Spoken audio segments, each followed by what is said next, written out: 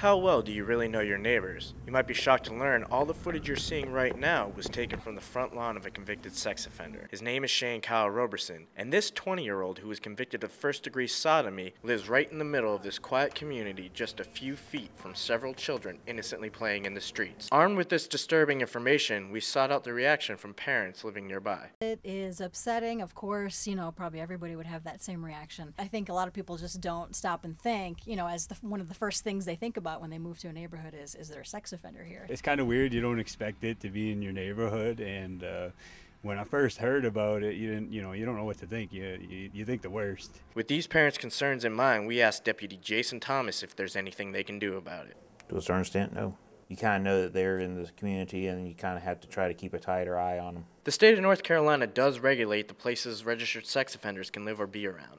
They cannot live within 1,000 feet of a registered daycare center or school in North Carolina. Then you have what's called the 300-foot rule. This applies to where you have a property, but there's one section on the property that's devoted just to the kids. We were unable to get an interview with Shane Roberson, but his mother did agree to speak with us, and she had a message for concerned parents. They do not have to worry about Shane. Shane is definitely not a repeat offender.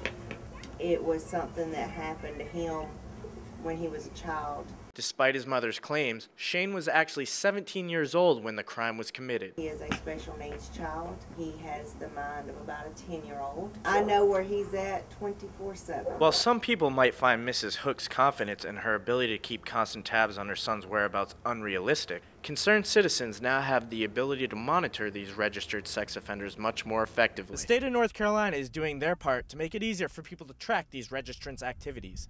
They have recently created and released a new app which allows people to access the sex offender registry database and pinpoint their locations.